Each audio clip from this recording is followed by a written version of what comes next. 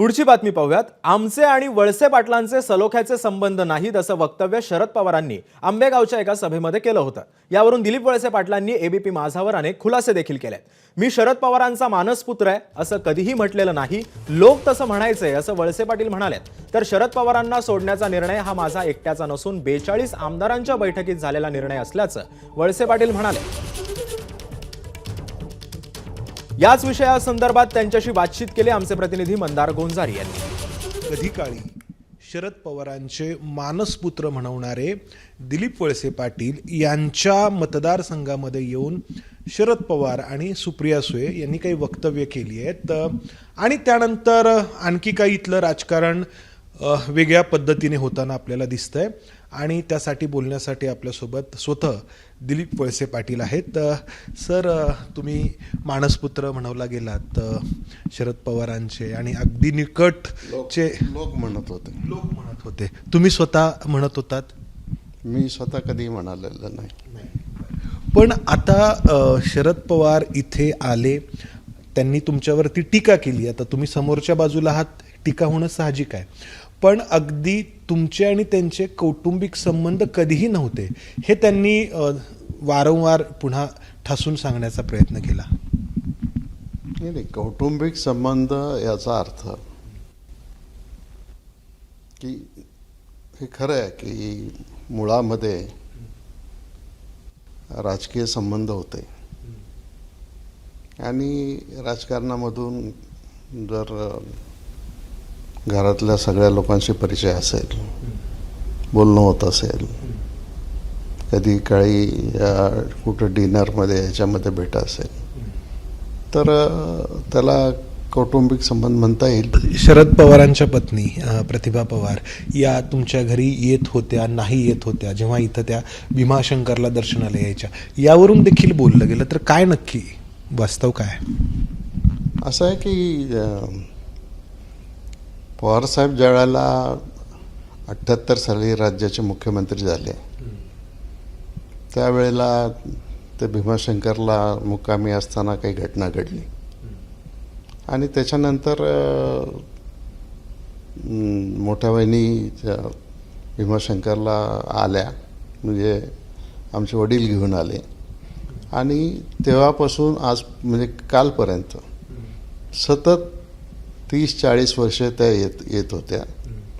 भीमाशंकरला दर्शन करायच्या, आलेल्या पाहुण्यांचं आदरातिथ्य केलं पाहिजे म्हणून आम्ही आपलं लंच वगैरे काय असेल ते करायचं आणि त्या जायच्या. कौटुंबिक संबंध नाहीत इथपर्यंत बोलले ते, आणि ते खरं आहे ना. ते कौटुंबिक संबंध नव्हतेच. कौटुंबिक संबंध म्हणजे फक्त आता माझ्या मुलीचे आणि सुप्रियाताईंचे वैयक्तिक मैत्री, म्हणजे मैत्री पण नाही म्हणता येणार, पण यशवंतराव चव्हाण प्रतिष्ठानच्या माध्यमातून, बाकीच्या ॲक्टिव्हिटीजच्या माध्यमातून त्यांचे संबंध होते.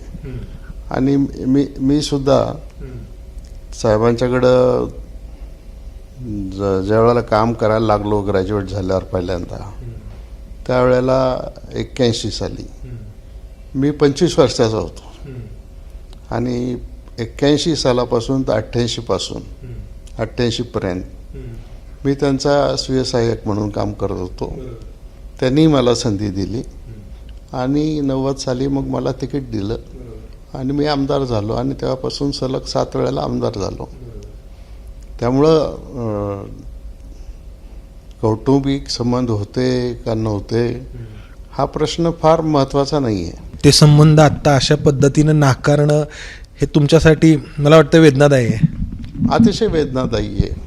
म्हणजे मी गेल्या 40 वर्षात पाहिलं की साहेब ज्या वेळेला कुठेही प्रचाराला गेले त्यावेळेला असं इतकं पर्सनल टीका कोणावर करत नाहीत. आता त्यांनी केली त्या दिवशी, ठीक आहे, मला काही तक्रार नाही त्याच्याबद्दल. काय असं कारण होतं की जे सगळ्यांना तुम्हाला एकत्रित हा निर्णय घ्यावा लागला? आता खरं तर हा सामुदायिक निर्णय आहे. 52 आमदारांची मीटिंग बोलवली होती, त्या बैठकीला 42 आमदार हजर होते आणि त्या बैठकीत ठरलं की आपण सगळ्यांनी सत्तारूढ पक्षाच्या बरोबर जायचं. आणि हे ठरल्यानंतर आम्ही 2 वेळेला पवारसाहेबांना जाऊन भेटलो आणि सगळ्या लोकांचं असं मत आहे की आपण सरकारमध्ये जाऊया, कारण मतदारसंघातले बरेच प्रश्न शिल्लक राहिलेले आहेत.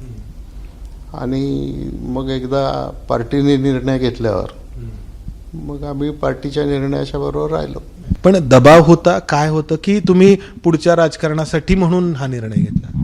नाही, सगळ्याच लोकांची तशा प्रकारची तयारी होती, अपेक्षा होती, मागणी होती आणि त्यामुळं हा निर्णय घेतला.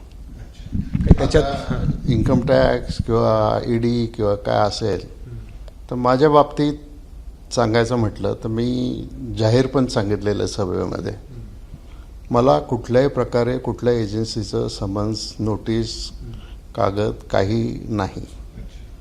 आणि मी हेही सांगितलेलं आहे की कोणीही कुठलं एखादी नोटीस, इन्कम टॅक्सची नोटीस, CBIची नोटीस, ईडीची नोटीस, अँटी करप्शनची नोटीस, कुठलीही नोटीस मला आलेली दाखवली तर मी उद्या सकाळी उमेदवारी मागं घ्यायला तयार आहे. आत्ता ही जी काही निवडणूक महाराष्ट्राची शेवटच्या टप्प्यामध्ये येऊन पोहोचलेली आहे, त्या निवडणुकीच्या या आंबेगावच्या प्रचारामध्ये आपल्याला हे सगळे वेगवेगळे जे कंगोरे आहेत ते पाहायला मिळत आहेत. एकीकडे शरद पवारांनी आणि सुप्रिया सुळेंनी येऊन इथं सांगणं की दिलीप वळसे पाटील यांच्याशी आमचे कौटुंबिक संबंध नव्हते, आणि दुसरीकडे शरद पवारांनी इथं प्रचारसभा घेतलेली असताना अजित पवारांनी या ठिकाणी प्रचारसभा न घेणं.